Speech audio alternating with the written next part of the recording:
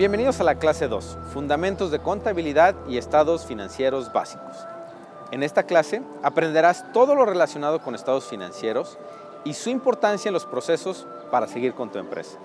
Es importante que conozcas esta información y puedas utilizarla para analizar las diferentes opciones que tienes en el momento que tú decidas emprender y formar tu propio negocio.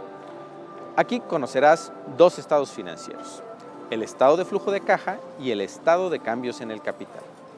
Antes de comenzar con los estados financieros de lleno, hay que comprender primero el significado de activo, pasivo y capital. El activo.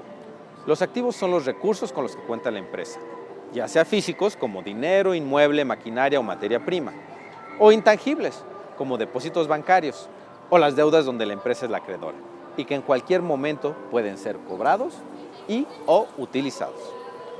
Los activos pueden clasificarse de la siguiente manera: como activo circulante, que es el dinero que tiene la empresa disponible para usarse en cualquier momento, es decir, lo que tienes en caja chica o lo que tienes en los bancos, tus existencias o las deudas de los clientes.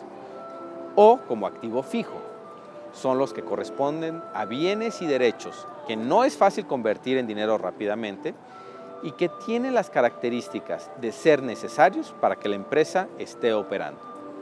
Un ejemplo muy claro de esto es un edificio donde opera la compañía.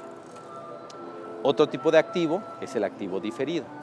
Son posesiones o inversiones de la empresa que no se pueden convertir en efectivo en el corto plazo, por ejemplo, las inversiones a largo plazo, los préstamos efectuados a largo plazo o los anticipos de impuestos, etc.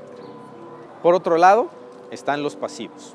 Son los bienes que se le deben a terceros, llamados acreedores, y estos pueden ser bancos, empresas, personas, etc. De igual forma, dentro de los pasivos podemos incluir las aportaciones realizadas por los socios. Los pasivos pueden clasificarse de la siguiente manera: el pasivo corriente, que son las deudas que se tienen que pagar en un periodo menor a un año. Estas deudas tienen que ver con obligaciones financieras, cuentas por pagar, impuestos o deudas laborales. Y el pasivo a largo plazo, que son las deudas o obligaciones que serán pagadas o liquidadas en un plazo superior a un año. Se caracterizan por ser deudas de alto monto. Finalmente, el pasivo diferido. Son valores recibidos en efectivo en forma anticipada sobre compras futuras, donde la persona se compromete a pagar un determinado monto por un bien específico y la empresa en esta parte se compromete a reconocer derechos o a entregar mercancías. Y el tercer concepto es el capital. Todas las aportaciones que cada uno de los socios o accionistas han realizado hacia la empresa, junto con las ganancias que ésta ha generado. El patrimonio neto será el resultado que se obtenga al momento de restar a los activos todos los pasivos existentes. Este patrimonio neto será el monto total de lo que pertenece a los socios y accionistas de la empresa. Aquí se tiene que hacer una aclaración referente a lo que vimos en la clase pasada como patrimonio o patrimonio neto. Al nivel de la empresa, en la contabilidad se le denomina capital, pero el concepto es el mismo que ya vimos y por lo tanto llegamos a la conclusión que el capital es igual a los activos menos los pasivos, o los activos son iguales al capital más los pasivos. Recordando lo que habíamos dicho en la clase anterior, el patrimonio neto es igual a los bienes más tus derechos menos tus deudas, que puede ser interpretado utilizando los conceptos anteriores de la siguiente manera: los pasivos son iguales a tus deudas y los activos son iguales a tus bienes más tus derechos. Hasta aquí podemos concluir con los conceptos básicos de contabilidad. Ahora daremos paso a dos de los cuatro estados financieros, que son el estado de flujo de caja y el estado de cambios en el capital. El primero, flujo de caja. Este estado es de suma importancia.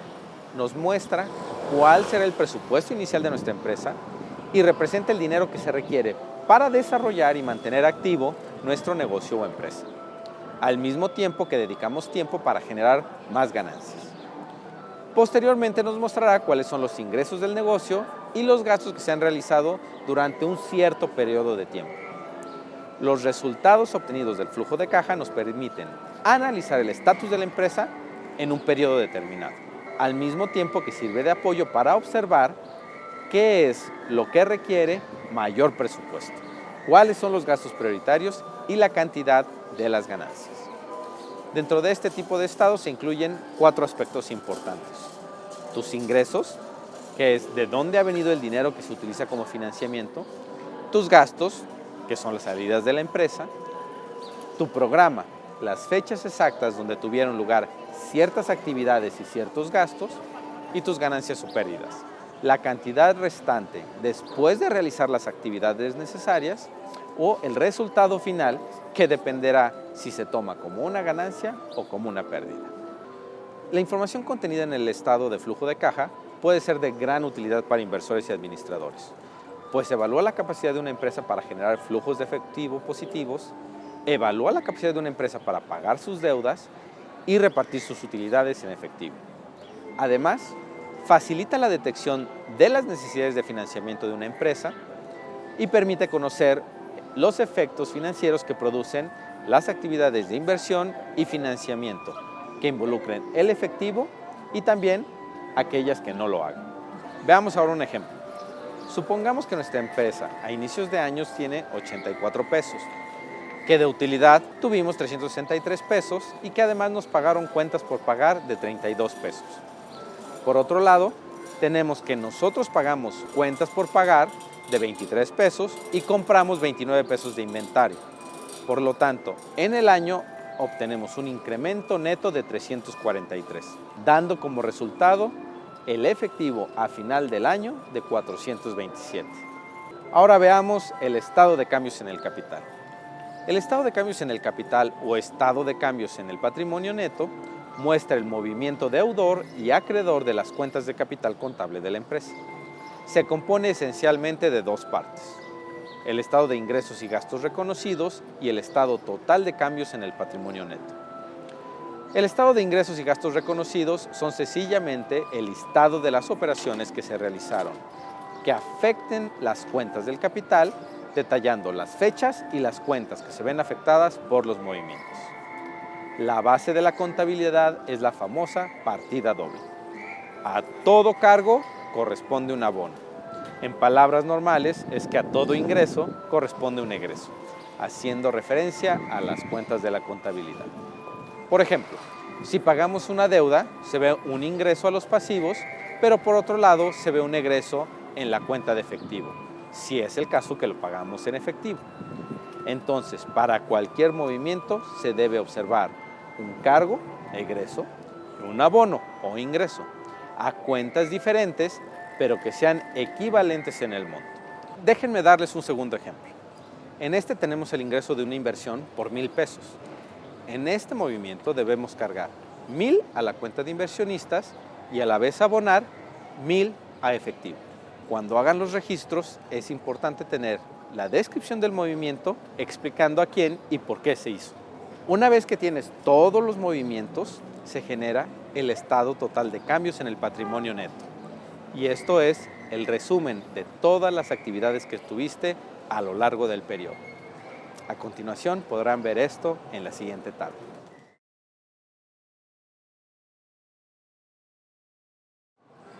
Esto es todo por esta clase. Espero que les haya gustado y nos vemos en la siguiente. Muchas gracias.